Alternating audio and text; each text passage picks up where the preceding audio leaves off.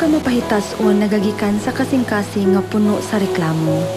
Kung kanunay kitang mag-alagad sa Dios uban ang pagpasalamat, mawala ang pagkamapahitas-on og reklamo, ug ang pagpaubos mo puyo sa atong mga kasing-kasing. Kinahanglan nga magpasalamat kita kanunay sa Dios, nga nagatabang kanato sa tanan nga mga sitwasyon o kahimtang.